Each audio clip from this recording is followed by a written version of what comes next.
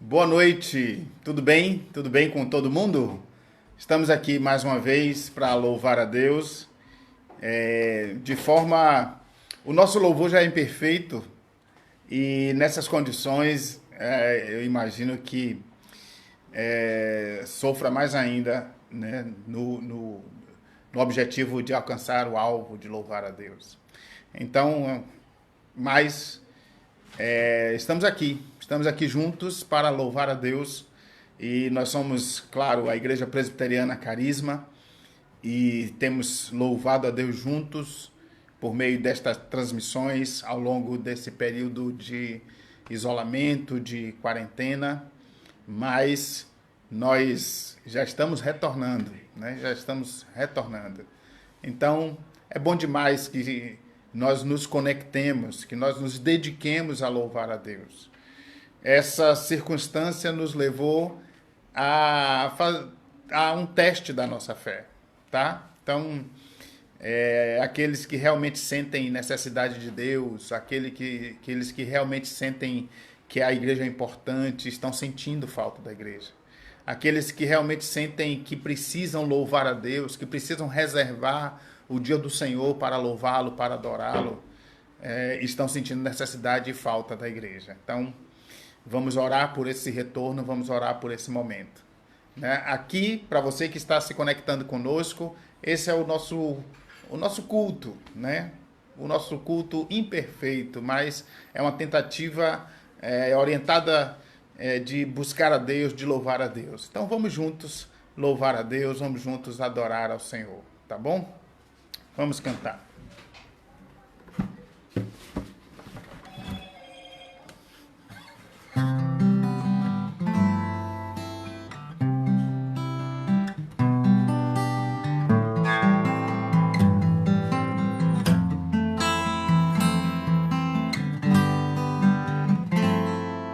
Santo, Santo, Santo, Deus onipotente, tuas obras louvam teu nome com fervor. Santo, Santo, Santo, justo e compassivo, Deus soberano, excelso Criador. Santo, Santo, Santo, nós os pecadores não podemos ver tua glória sem temor. Tu somente és santo, só tu és perfeito, Deus soberano, imenso em teu amor. Santo, Santo, Santo, todos os remidos, juntos com os anjos, proclamam teu louvor. Antes de formar-se o firmamento e a terra, eras e sempre és e hás de ser, Senhor.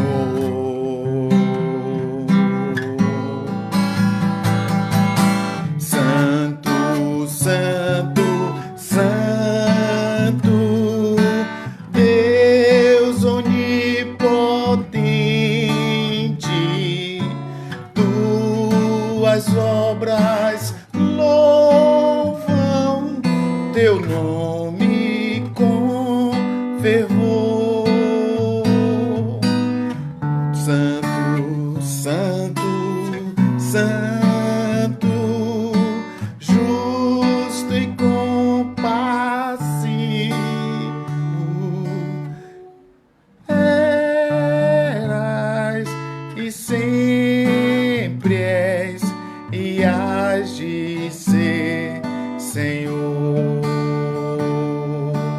Deus soberano, excelso Criador.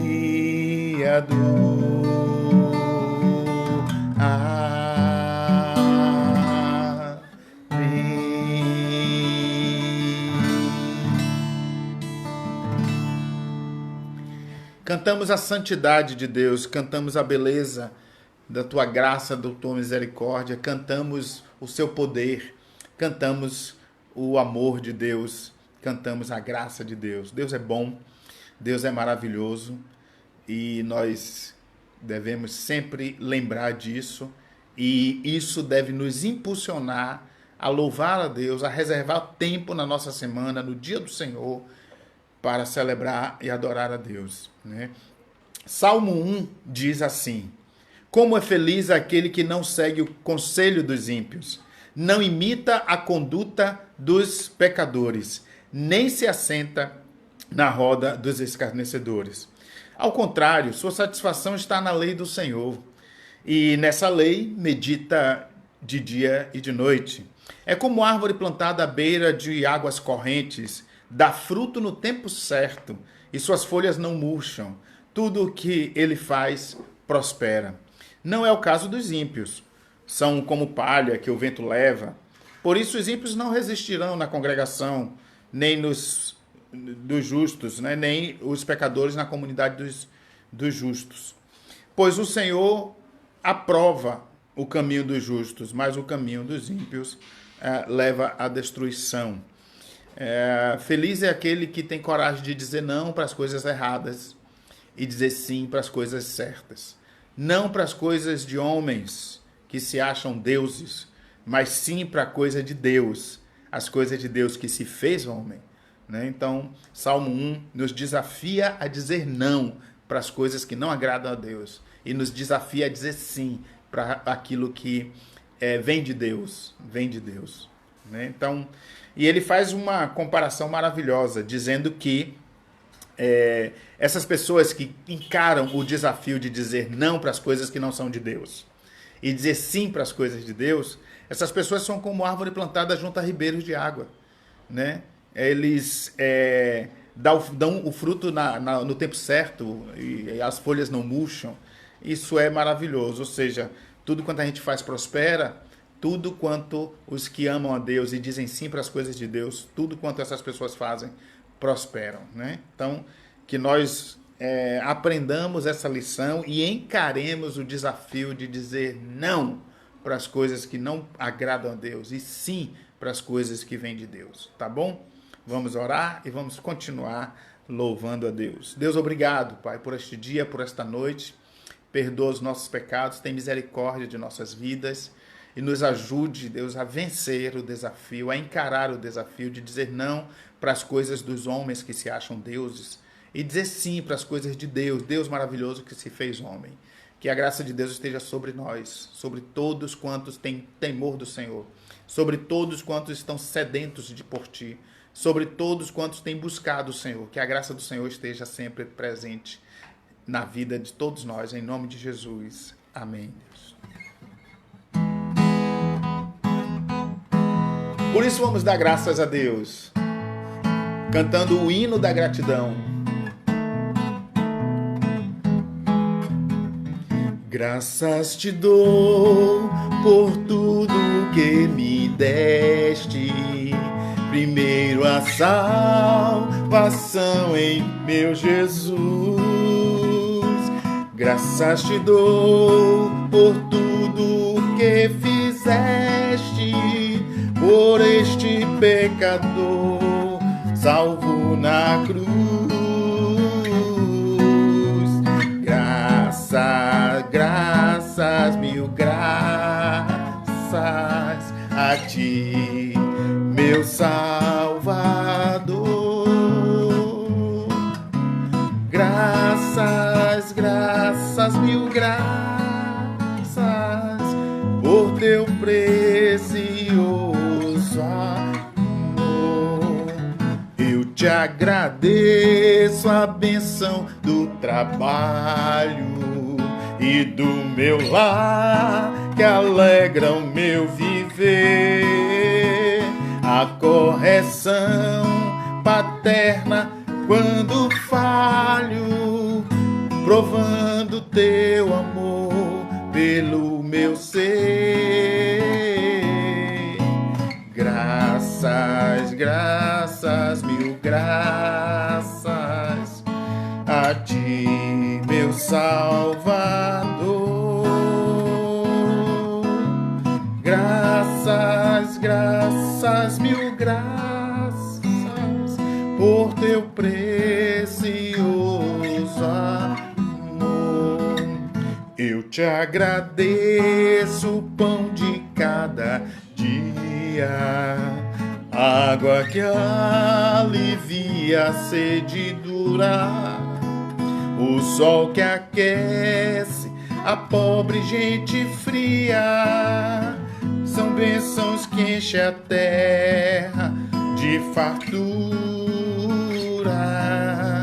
Graças, graças, mil graças a ti, meu Salvador. Graças, graças por teu precioso amor. Eu te agradeço, ó Pai, os meus amigos e os inimigos também te agradeço.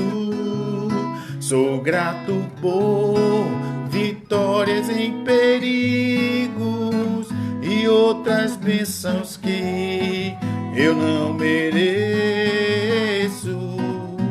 Graças, graças, mil graças a ti, meu Salvador. Graças, graças, mil graças por teu precioso amor.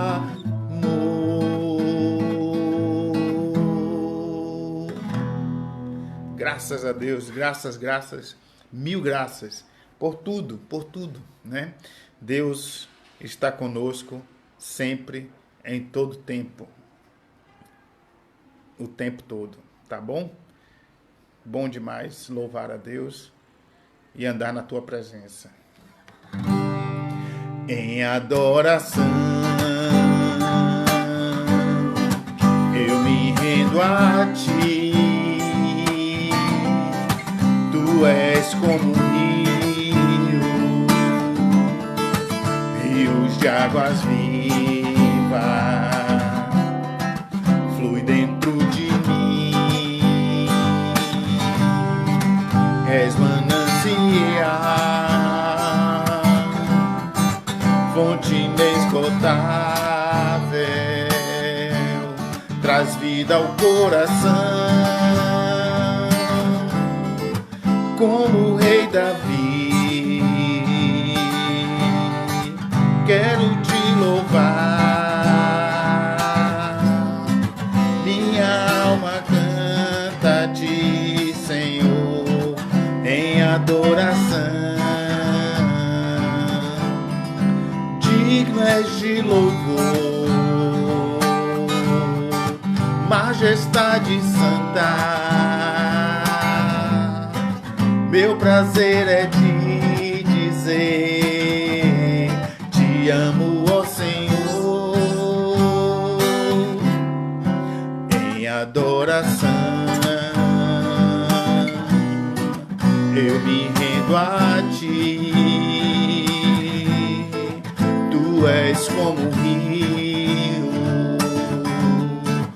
rios de água viva, dentro de mim. és manancial, fonte inesgotável, traz vida ao coração, como o rei Davi,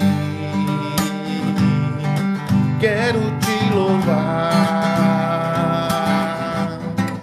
minha alma canta a ti, Senhor, em adoração.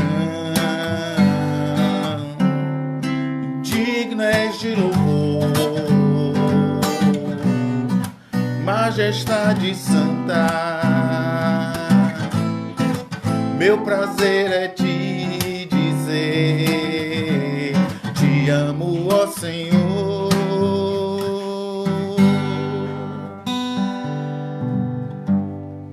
Amém? Que bom, que bom, que bom. Vamos seguir em frente.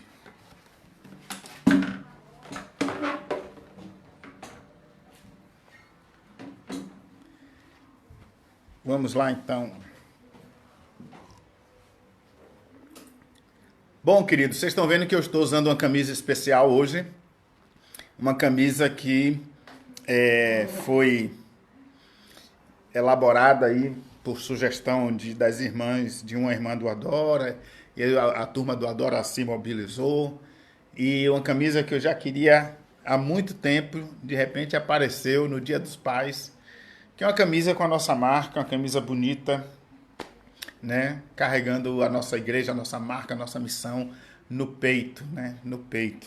E de fato, nós somos pais que não somos perfeitos, mas buscamos, com a ajuda de Deus, em parceria com Deus, fazer o melhor que pudermos na criação e educação dos nossos filhos, né? O melhor que pudermos como pais que temem a Deus, que têm o temor de Deus no coração. Então, a gente tem que aprender com Deus como educar e aprender com Deus a abençoar os nossos filhos todos os dias, tá? Bom, hoje nós estamos entrando no na última mensagem dessa série que a gente falou sobre a lógica do Evangelho de Cristo. Quem perde, ganha, né? Ou seja, na lógica do Evangelho de Cristo, nós vimos que as coisas são diferentes da lógica do homem. E hoje a gente chega na última série, na sétima mensagem, se eu não me engano, sétima ou oitava, na sétima mensagem dessa série, que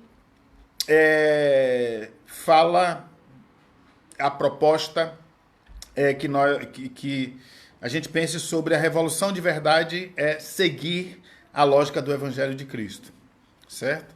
Nós aprendemos várias coisas sobre o que diz a ética cristã ensinada por Jesus. E como cristãos, nós precisamos obedecer, seguir a ética cristã, certo? Seguir a ética cristã. Nós somos brasileiros sem conhecer o Brasil todo. Nós somos brasileiros conhecendo uma parte do Brasil, né? Mas nós não podemos ser cristãos sem conhecer todo o Evangelho de Cristo e sem colocar em prática. Nós somos baianos sem conhecer toda a Bahia, certo? Isso é possível, mas nós não podemos ser cristãos sem conhecer todo o Evangelho. Nós somos até soteropolitano, quem é soteropolitano, sem conhecer toda Salvador, certo? Mas nós não podemos ser cristãos sem conhecer todo o Evangelho de Cristo, tá? De Cristo. Então, a ética do Evangelho de Cristo é diferente da ética do mundo, da nossa ética, da ética da sociedade, e nós não podemos simplesmente abrir mão de qualquer coisa que seja do Evangelho e escolher apenas o que nos interessa, certo? Eu ouvi Larissa Ferraro, uma pessoa que é conselheira cristã, missionária, conselheira cristã, pregando e falando uma palestra sobre o nosso envolvimento com Deus, com Cristo e tal, essas coisas. E ela disse o seguinte, que nenhum de nós, quando recebe uma mensagem de texto pelo Zap ou pelo Message, qualquer que seja o meio, a gente escolhe uma frase ou duas frases daquele texto e lê, né, e pronto. Ninguém faz isso. Quando a gente recebe uma mensagem, a gente lê a mensagem inteira. Tem 5 frases, 6 frases na mensagem. Você escolhe uma ou duas e quer entender todo o resto, né? Não tem como. Aí ela disse que a gente, da mesma forma, não pode fazer isso com a Bíblia. A Bíblia é uma mensagem só e a gente quer escolher algumas coisas para aplicar em nossas vidas. A gente não pode fazer isso.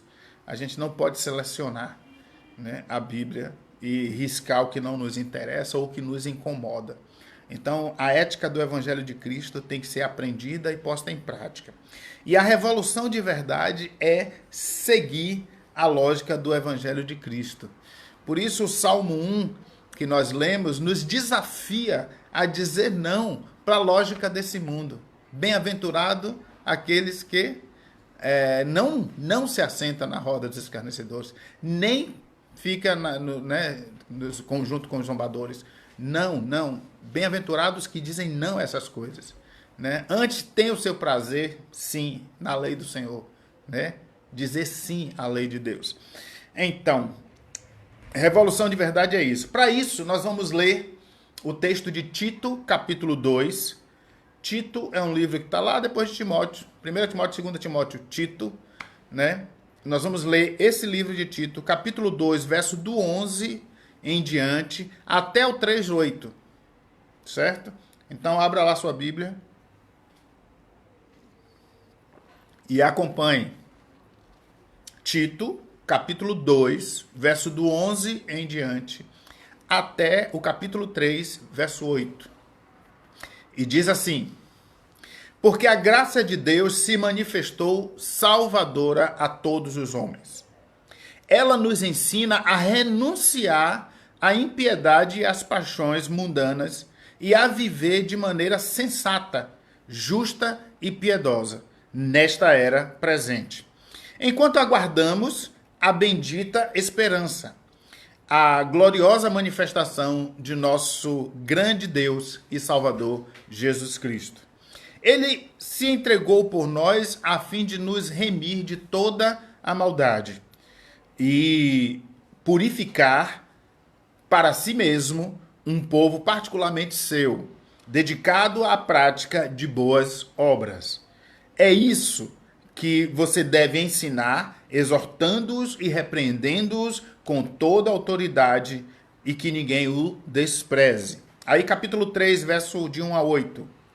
Lembre a todos que se sujeitem aos governantes e às autoridades, sejam obedientes, estejam sempre prontos a fazer tudo o que é bom, não caluniem ninguém, sejam pacíficos, amáveis e mostrem sempre verdadeira mansidão para com todos os homens. Houve tempo em que nós também éramos insensatos e desobedientes, vivíamos enganados e escravizados por toda espécie de paixões e prazeres. Vivíamos na maldade e na inveja, sendo detestáveis e odiando uns aos outros. Mas quando da parte de Deus, nosso Salvador, se manifestou a bondade e o amor pelos homens, não por causa de atos de justiça por nós praticados, mas devido à sua misericórdia, ele nos salvou pelo lavar regenerador e renovador do Espírito Santo, que ele derramou sobre nós generosamente por meio de Jesus Cristo, nosso Salvador. Ele o fez a fim de que, justificados por sua graça, nos tornemos seus herdeiros, tendo a esperança da vida eterna. Fiel é esta palavra. E quero que você afirme categoricamente essas coisas para que os que creem em Deus se empenhem na prática de boas obras. Tais coisas são excelentes e úteis aos homens. Então esse texto é o texto que nós vamos pensar e refletir sobre essa ideia que conclui, que encerra a nossa série de que revolução de verdade é seguir a lógica do Evangelho de Cristo, certo? É seguir a lógica do Evangelho de Cristo.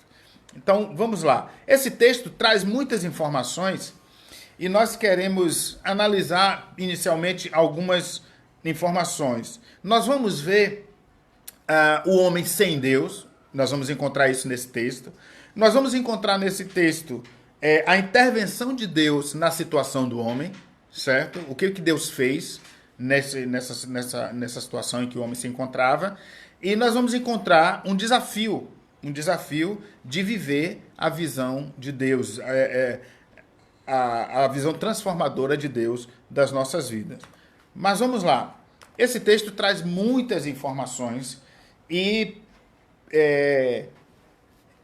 ele não é tão resumido quanto em outros momentos, em outros textos. Por exemplo, existe um texto do apóstolo Paulo que diz que nós estávamos mortos nos nossos delitos e pecados, mas Deus, a seu tempo, se manifestou e e enviou seu Filho para nos resgatar, e o Espírito Santo nos selou, e por isso nós devemos amá-lo. Paulo fala isso quase dessa forma que eu acabei de falar aqui, resumindo tudo que Deus fez. Aí Tito vem e fala isso, porém com esse recheio que a gente quer pensar aqui agora para esclarecer para a gente. O recheio é o seguinte: primeiro ele fala de graça. E o que é graça? A graça é o favor merecido. A graça é o remédio de Deus para a doença do pecado que afetou a humanidade. A humanidade foi criada boa. Diz a Bíblia que Deus criou tudo e tudo era bom. E depois ficou ruim. De que forma ficou ruim? Ficou ruim porque houve uma desconexão. Essa desconexão trouxe instabilidade. E o que foi essa desconexão? Foi a desobediência do homem, que tinha liberdade de usar 99,99999% de tudo que Deus criou, mas não podia mexer no 0,00001% que Deus disse a ele que não mexesse. E ele foi lá e mexeu exatamente nesse 0,0000001% de tudo que Deus tinha criado. Certo? Ele tinha 99,9999999 para mexer, para passear, para curtir, para construir, para comer, para brincar, se divertir, para conhecer, para se deliciar, mas ele foi mexer exatamente no 0,0000001% que Deus disse que não era para mexer.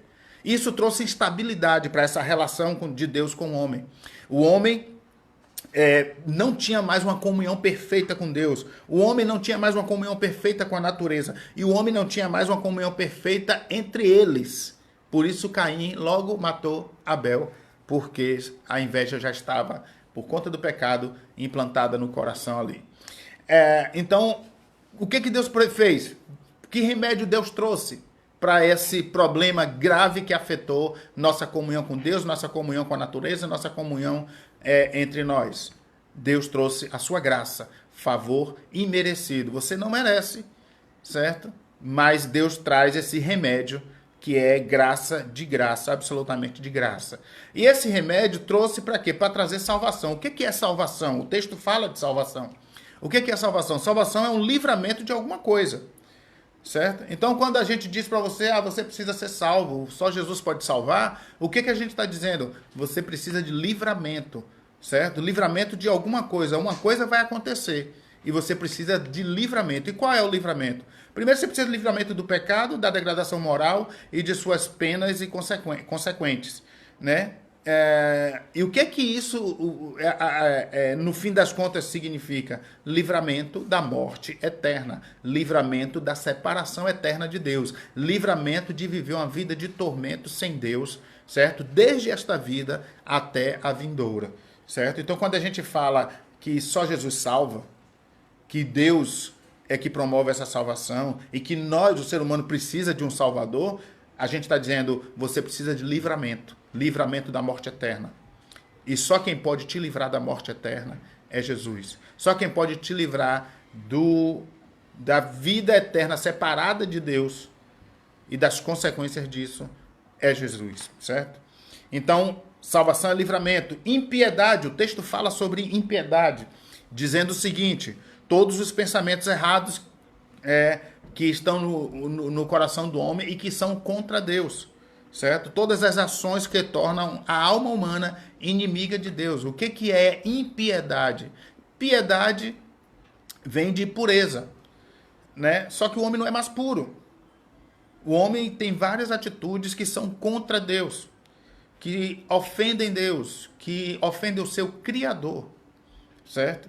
Então, todos os pensamentos errados, todas as ações erradas são impiedade, formam o conjunto de impiedade do ser humano. Então, nós somos impiedosos, nós somos impuros, mas Deus, por sua misericórdia, trouxe o remédio, que é a graça, para nos livrar, já nessa vida e principalmente da morte e a vida vindoura, certo?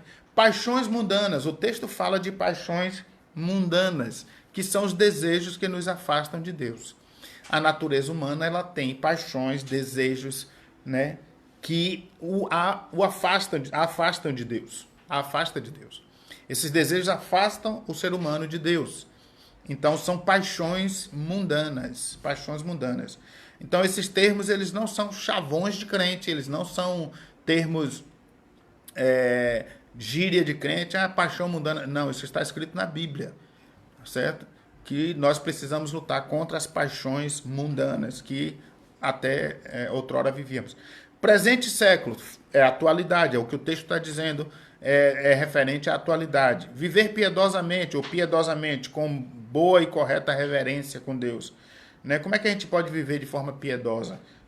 Honrando a Deus, louvando a Deus, né? Adorando a Deus, servindo a Deus, e viver com reverência. No dia a dia, você viver com reverência. Você sabe que Deus está presente em todos os lugares, que Deus te vê, e que mesmo quando você está sozinho em algum canto, você não está só, porque Deus está ali e sabe de todas as coisas, e, portanto, você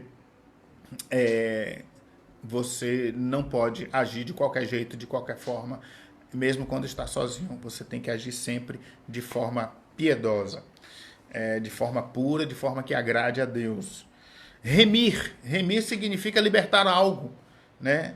Ou alguém mediante um preço. Então, quando a Bíblia diz que Jesus, a morte de Cristo nos remiu de todos os pecados, é porque nós somos libertos, certo? E libertos por meio de um pagamento.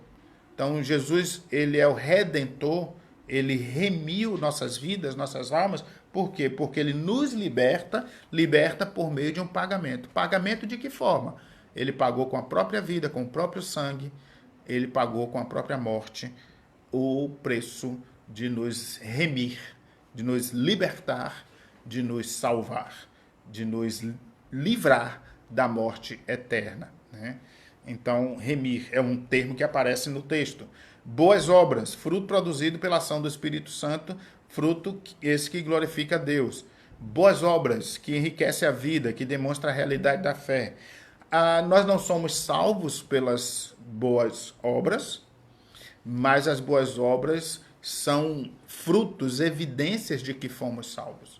As boas obras são frutos, são evidências de que estamos de fato andando com Deus, de que temos temor de Deus no coração, de que adoramos a Deus. Então as boas obras são evidências, né, disso. E o Espírito Santo age em nossas vidas, e Efésios ainda fala que nós fomos criados para as boas obras, certo?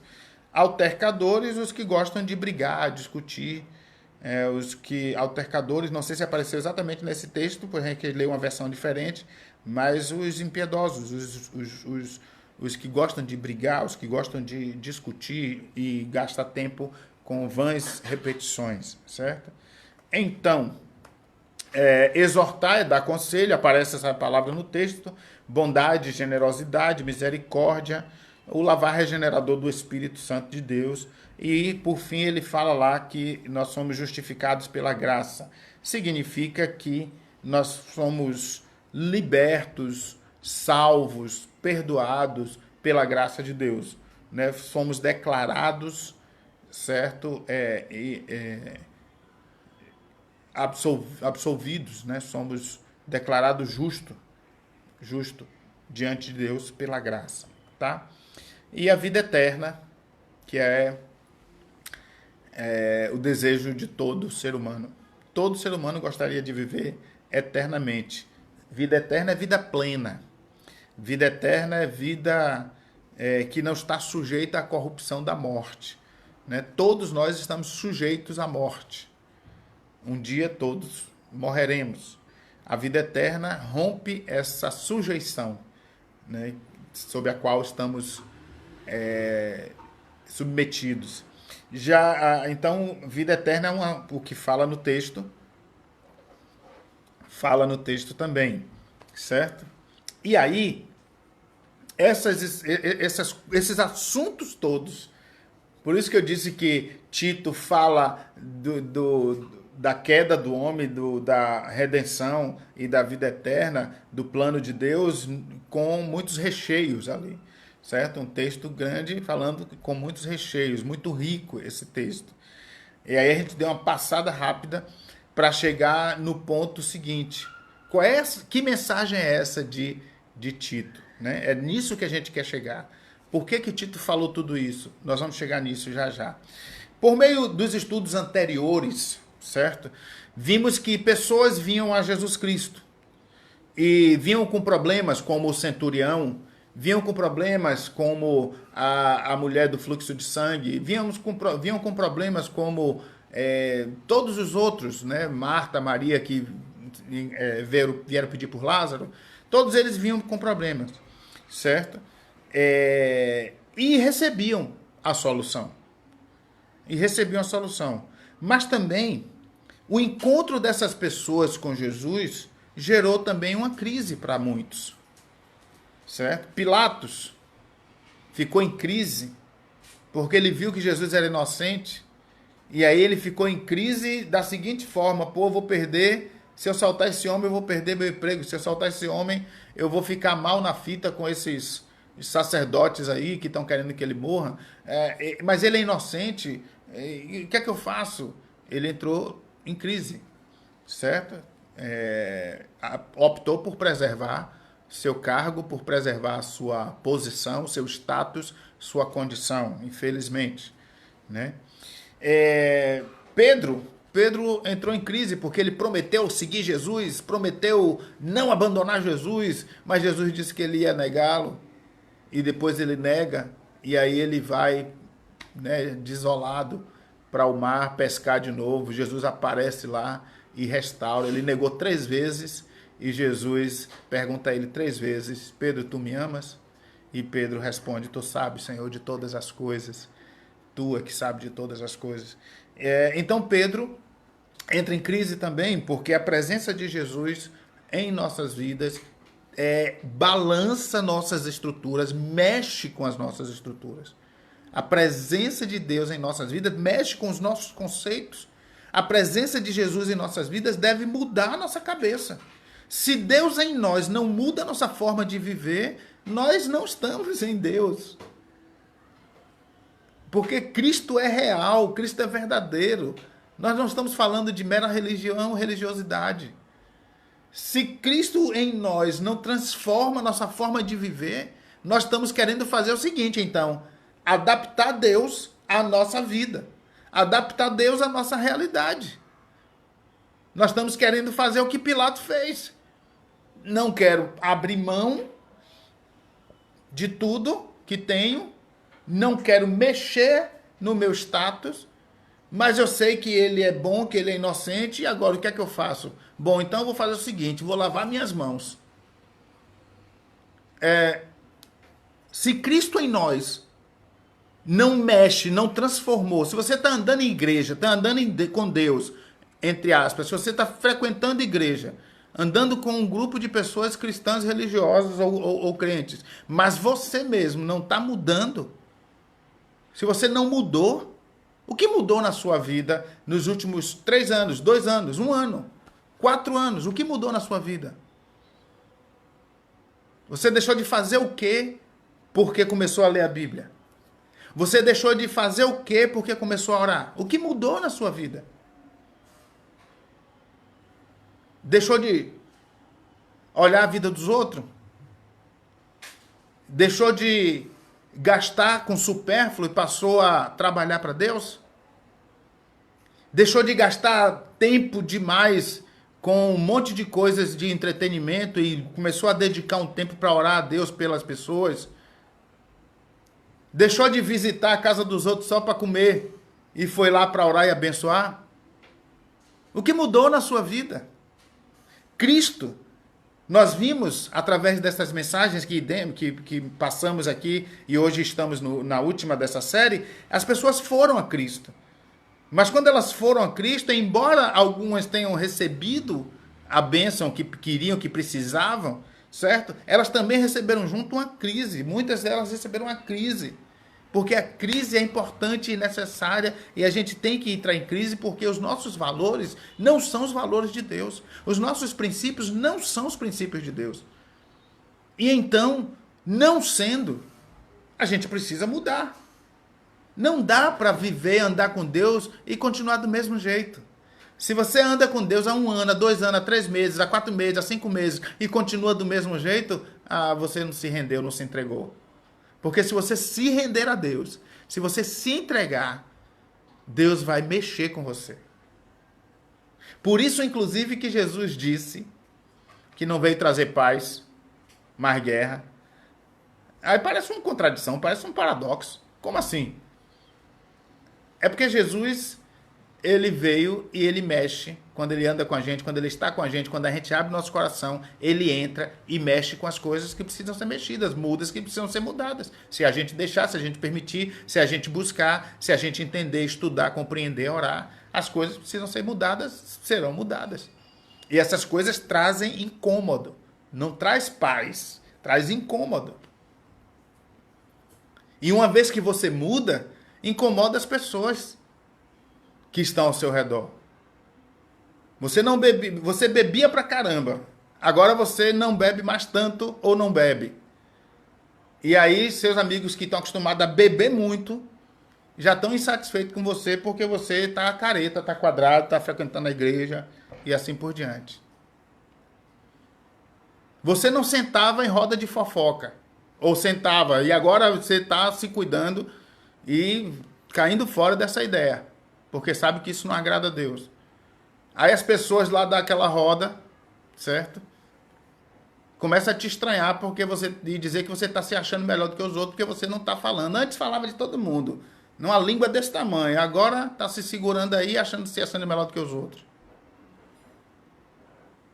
E eu estou falando de coisas mais espalhafatosas. Mas você antes vivia de qualquer jeito, gastava seu tempo do jeito que você queria. Mas agora que você anda com Deus, você não abre mão de ir para a igreja. Até seus parentes ficam achando que você é fanático e radical, porque tudo é igreja. Tudo agora é igreja. Aí você decide ir para a igreja, desestabiliza o ambiente familiar, porque você decidiu ir para a igreja. Ou então você não vai para a igreja, e aí fica aí acomodado, atendendo aos interesses de quem quer que seja. Ora, se você está andando com Deus, se você teve um encontro com Deus, esse encontro traz incômodo para você e suas atitudes, para você e as atitudes dos outros, para você e suas relações, para você e os outros que se relacionam contigo, certo? Então, por meio desses estudos, nós vimos que as pessoas iam a Jesus, recebiam o que queriam, mas eram confrontadas e entravam numa crise, certo? Jesus não apresenta uma vida fácil, mas um estilo revolucionário, inconformado com os padrões deste mundo. Jesus não se conformou com os padrões desse mundo. E se você anda com Deus, você não vai se conformar com os padrões desse mundo. E se você quiser experimentar a boa, perfeita e agradável vontade de Deus, você não vai aceitar se conformar com os padrões desse mundo. E os padrões desse mundo não são os padrões, muitas vezes, de quem está longe, não. São os padrões de quem está perto. Porque todo mundo quer manipular todo mundo tem interesses, e todos esses interesses são postos acima dos interesses de Deus. E se você vacilar, você entra num trem que não é seu. Você entra numa viagem que não é sua. Você precisa andar com Deus. E isso pode trazer crise até familiar. Certo? Até familiar. Certo? Então, este texto mostra de maneira resumida tanto os benefícios de uma relação restauradora com Deus, de uma relação forte e vigorosa com Deus, como a necessidade de um compromisso profundo. É isso que esse texto está trazendo, certo? Os benefícios dessa relação, o compromisso profundo, certo? Essa necessidade de compromisso e uma nova responsabilidade no viver. Esse texto apresentado por Tito diz pra gente o seguinte, e agora eu quero reler o texto, certo?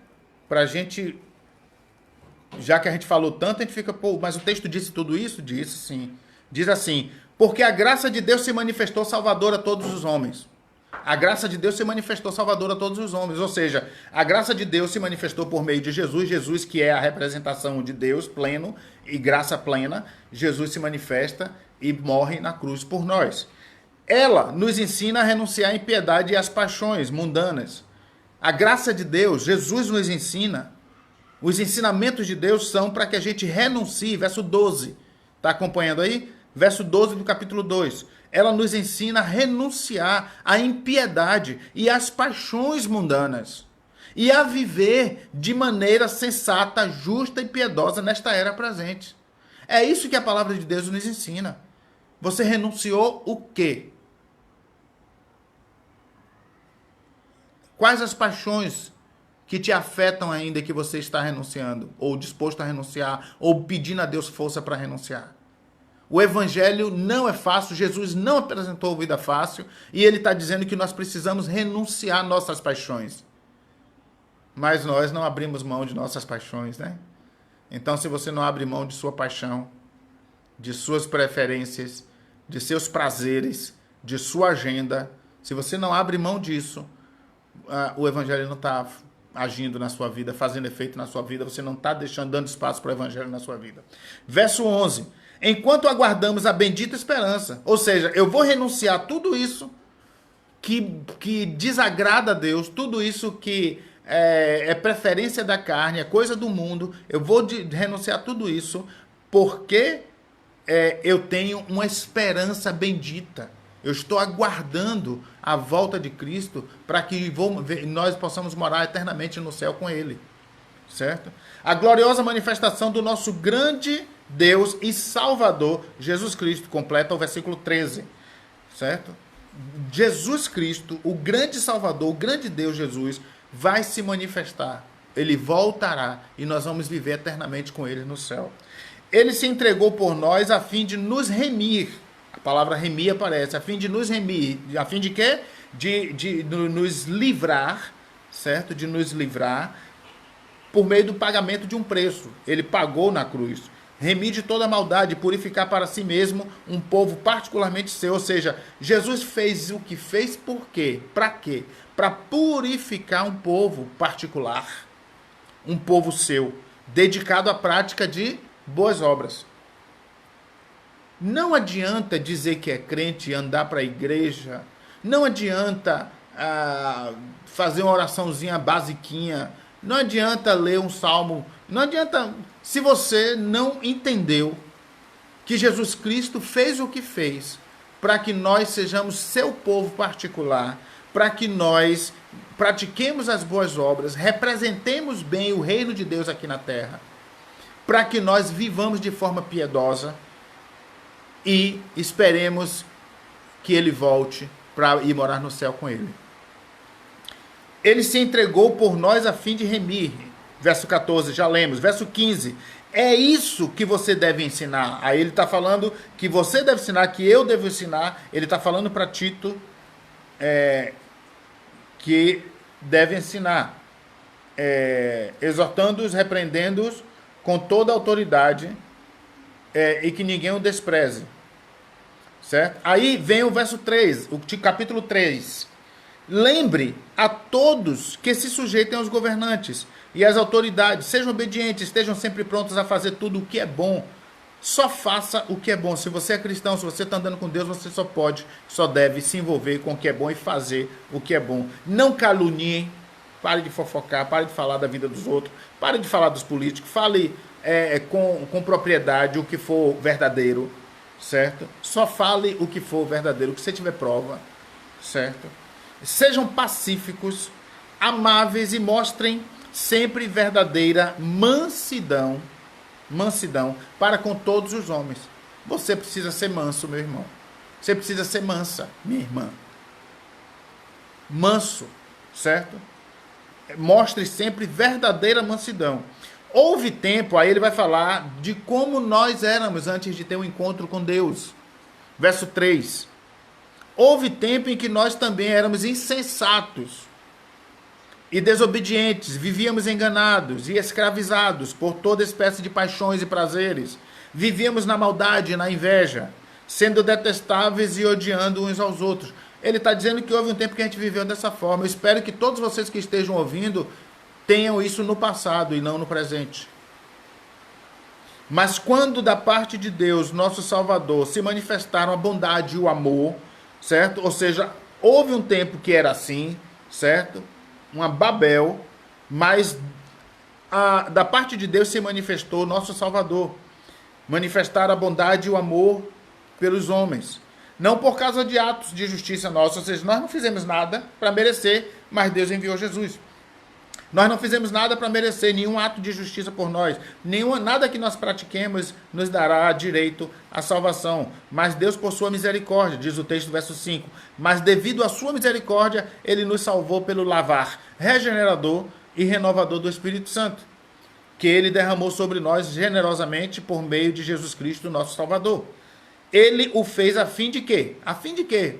Deus enviou Jesus e Jesus derramou-se por nós. A fim de que, justificados por sua graça, o remédio de Deus, nos tornemos seus herdeiros, herdeiros de Cristo, herdeiros com Cristo, de tudo que Deus tem preparado para Jesus, tendo a esperança da vida eterna. Você tem esperança da vida eterna? Você está fazendo tudo que faz esperando a vida eterna? Nós temos a esperança da vida eterna porque Cristo nos deu. Se Cristo agiu na sua vida e você tem dado espaço para que Ele continue agindo, continue tratando você, se você está dando espaço em sua vida para Cristo, então você tem a vida eterna, a esperança da vida eterna. Fiel é esta palavra, e quero que você afirme categoricamente essas coisas, verso 8, para que os que creem em Deus se empenhem na prática de boas obras. Tais coisas são excelentes e úteis aos homens. Aí o que ele diz nesse verso 8? Esta palavra que eu estou dizendo é fiel. Certo? É fiel. E quero que você afirme categoricamente essas coisas, para que os que creem em Deus se empenhem na prática de boas obras. Se você crê em Deus, você tem que se empenhar em viver a ética de Cristo. E essa é a verdadeira revolução. A verdadeira revolução é viver de acordo com a lógica de Jesus. A verdadeira revolução é viver de acordo com os princípios de Deus. Pois essas coisas são excelentes e úteis aos homens. Úteis para você, úteis para mim, úteis para quem estiver perto de nós, úteis para essa sociedade, porque isso é sal e luz, sendo sal salgando, sendo luz iluminando. Não no saleiro, nem debaixo de um alqueire. Certo? Mas esse é o desafio posto nesse texto. Esse texto está pondo para a gente um desafio. Qual é o desafio? Que nós que cremos em Deus nos empenhemos na prática de boas obras. Nos empenhemos em viver os princípios de Deus, da lógica de Cristo, da ética de Cristo. Certo? Da ética de Cristo. É assim que se vive. E se vive assim para quê? Esperando a volta de Jesus. O texto falou sobre isso. Vive-se assim para quê? Vive-se assim esperando a vida eterna. Vive-se assim porque é assim que se é feliz. É assim que se alcança a felicidade. É assim que se chega, certo, à maturidade. É assim. É desse jeito. Então, a gente pode pensar só para revisar de que maneira Deus se manifestou ao homem, oferecendo gratuitamente a salvação por meio de Jesus. Como é que o processo de restauração que essa manifestação desencadeia educa-nos para que uma vida abundante, uma vez abandonados a impiedade, abandonando a impiedade, certo? E as paixões mundanas, vivamos hoje de forma sensata, justa e piedosa. Que objetivo Deus tem em mente ao dar-se por nós, ao se entregar por nós? Qual é o objetivo? Separar um povo particular que pratique boas obras, que represente o seu reino, um povo que possa entender que a felicidade está aos pés de Cristo, que a felicidade está em viver do jeito que Deus nos criou para vivermos, né? E assim por diante. Como é que nós vivíamos antes? Diz o texto lá que a gente vivia desobediente, insensato, cheio de maledicência, envolvido com fofoca e outras coisas mais, certo? Mas Deus interviu, né? Houve uma intervenção de Deus na nossa vida. E por que Deus intervém na vida do homem e em que consiste essa intervenção? Por causa da sua benignidade, amor e misericórdia, Deus intervém. É por isso, somente por isso. E ele intervém de forma a salvar-nos, né, mediante o lavar regenerador e renovador, como diz o texto, do Espírito Santo. Ele faz isso, ele promove isso. Quais são os resultados dessa atuação da vida do Espírito Santo na vida do homem? Nós somos justificados, perdoados, tornados justos pela graça, somos tornados seus herdeiros, segundo a esperança da vida eterna, né? Então, tudo isso para que a gente viva de forma piedosa. O que motiva você a praticar as boas obras? Porque você faz boas obras? Se você faz, qual é a motivação? Com que motivação você faz? É um dever? O medo do julgamento de Deus, é isso? Ou é a esperança da volta de Cristo, a gratidão pelo que Deus tem feito em nossas vidas, né? Ou as necessidades dos outros, certo? Então, nós fomos criados para as boas obras, certo? Nós somos criados para as boas obras. Nós temos esperança viva e verdadeira de que Cristo vai voltar e nós viveremos com Ele eternamente. E somos herdeiros do que Deus preparou para Jesus.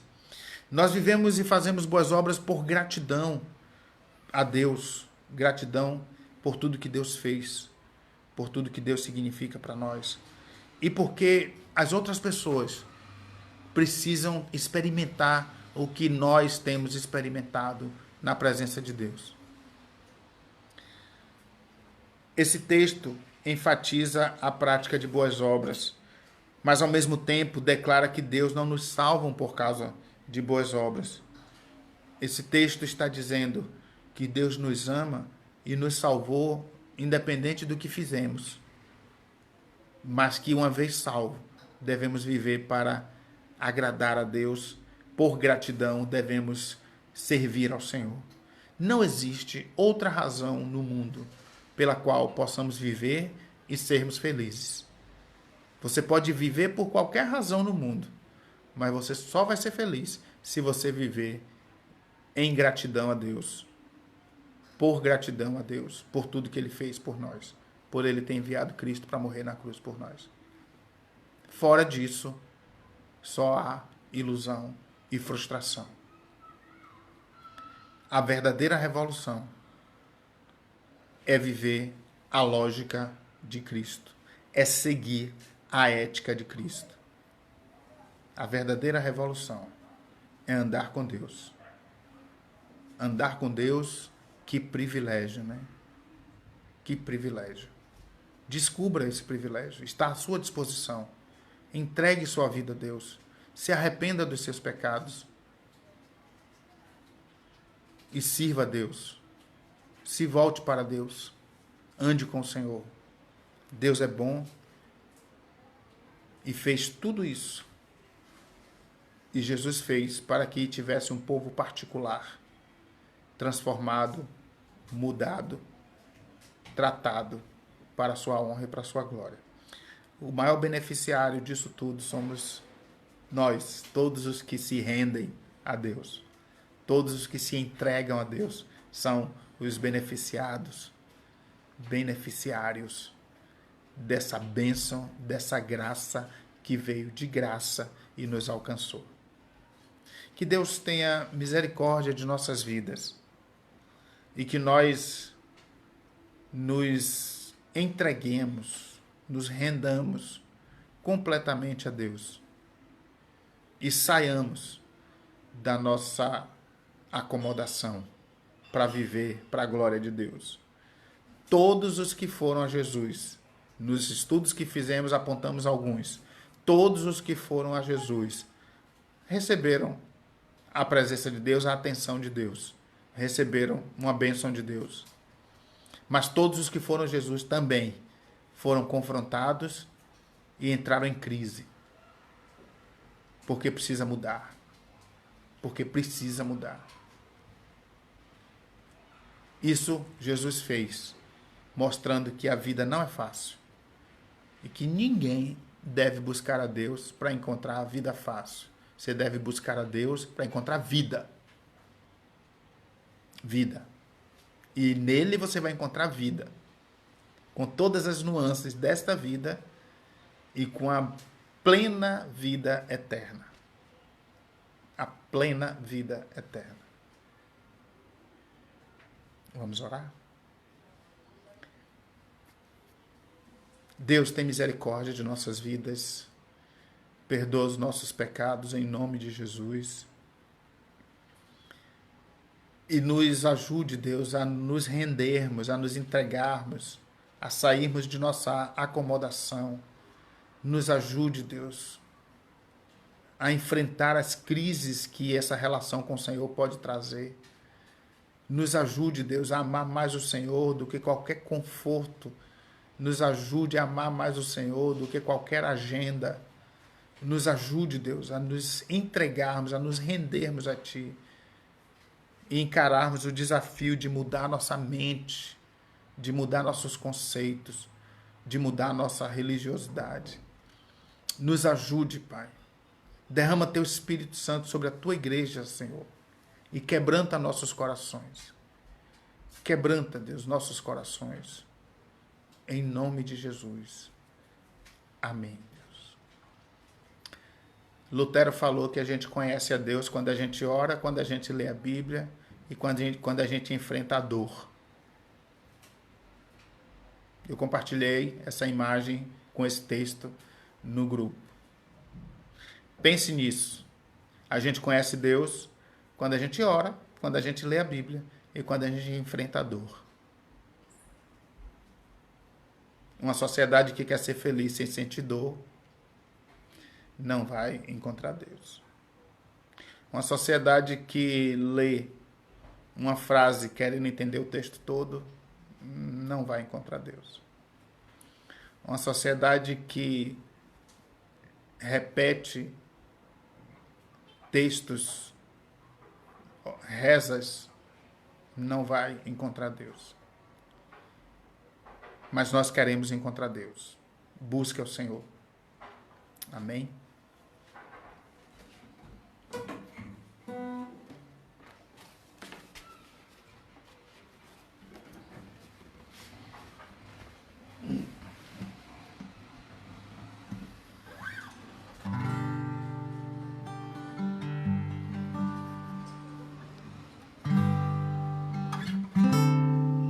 Senhor, eu não sou nada diante do Teu poder, nem merecedor do Teu imenso amor.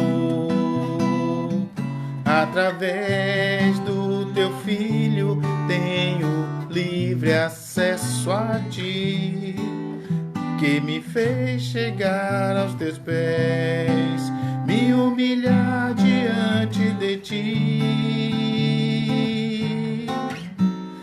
Deixa Teu rio passar em minha vida e curar minhas feridas, sarar as minhas dores. Livra-me, ó Deus, das cadeias que me prendem. Troca em minha alma, faz em mim o Teu querer. Senhor, eu não sou nada diante do Teu poder, nem imenso amor. Senhor, eu não sou nada diante do teu poder, nem merecedor do teu imenso amor.